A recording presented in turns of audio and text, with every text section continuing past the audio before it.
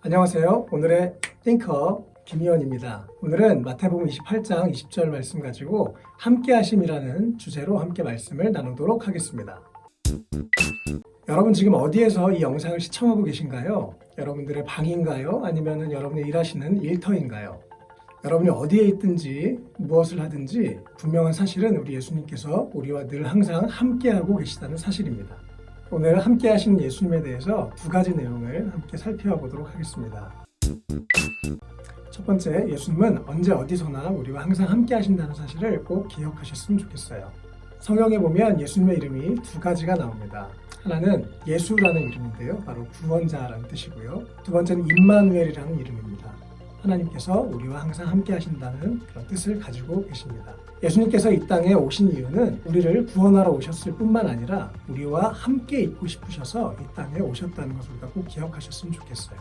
참 감동적이지 않습니까? 예수님께서 이 땅에 오신 이유가 바로 그 목적이 바로 우리라는 사실이에요. 마가복음 3장 14절에 보면 예수님께서 제자들을 부르실 때 그들을 부르신 목적에 대해서 세 가지를 이야기하고 있습니다. 그런데 전도나 치유와 같은 하나님의 일을 하는 것이 아니라 첫 번째 부르신 이유는 예수님과 함께 있게 하시려고 제자들을 부르셨다, 이렇게 성경은 말씀하고 있습니다. 예수님께서 우리에게 찾아오신 이유도, 우리를 부르신 이유도 우리를 주님과 항상 함께 있게 하시기 위해서 우리를 불러오셨다고 성경은 말씀하고 있습니다. 우리가 어떤 상황과 환경 가운데 있을지라도, 우리가 어떤 연약함과 부족함을 우리가 대면하는 시간에 있을지라도, 또 우리가 어떤 감정 가운데 있을지라도 예수님께서는 언제 어디서나 우리와 항상 함께 하십니다. 여러분 결코 혼자가 아닙니다.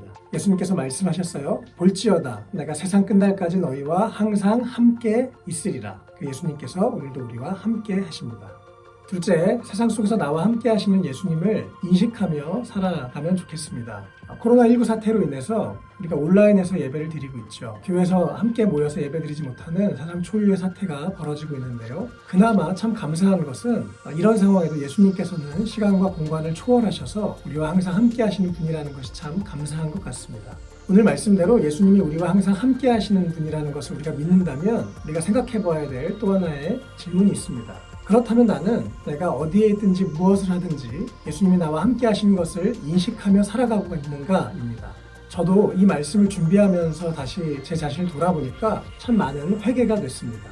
진짜 예수님이 나와 늘 함께 하시는 것처럼 그렇게 살지 못하는 경우가 참 많이 있었던 것 같습니다. 이번에 각 가정의 거실에서 혹은 내 방에서 온라인 예배를 드리셨을 텐데, 여러분 평소에도 우리의 가정에서 또 내 방에서 혹은 내가 일하는 일터에서, 지하철에서 내가 모르는 사람들과 함께 있을 때도 예수님께서 나와 늘 함께 하신다는 것을 여러분 인식하며 살아가고 있습니까? 저는 대학생 때 비전 트립 단기 선교를 참 좋아했습니다. 갈 때마다 특별한 은혜가 부어지기 때문에 그랬는데요. 그런데 은혜 가운데 다녀오고 돌아오면 다시 일상에서 예전으로 돌아가는 것을 여러 번 경험하게 됐습니다. 그러던 어느 날 제가 늘 다니던 학교에 정문을 들어가고 있는데 갑자기 제 마음에 성령님께서 그런 마음을 주셨습니다.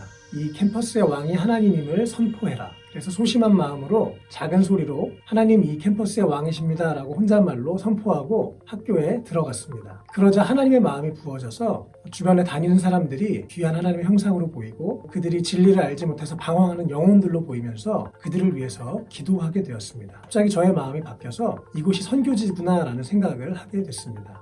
제가 군대에 가서 처음 훈련소에 들어갔을 때에도 비슷한 경험을 했습니다. 처음에는 불평하면서 훈련을 받고 있었는데 예수님께서 나와 이곳에서 함께 하시는구나, 또 예수님께서 나를 이곳으로 보내셨구나 라고 생각이 드니까 어떻게 하면 이 동기들과 헤어지기 전에 그들에게 예수님을 전할 수 있을까, 그렇게 생각하게 되고 기도하게 되고 전도하게 되었습니다. 주님께서 나를 부르신 가정, 학교, 직장, 알바하는 자리가 바로 나의 선교지인 것을 꼭 기억하셨으면 좋겠어요. 예수님이 우리와 항상 함께 하신다는 것을 기억하며 주님을 늘 인식하며 살아가는 모든 분들이 되었으면 좋겠습니다.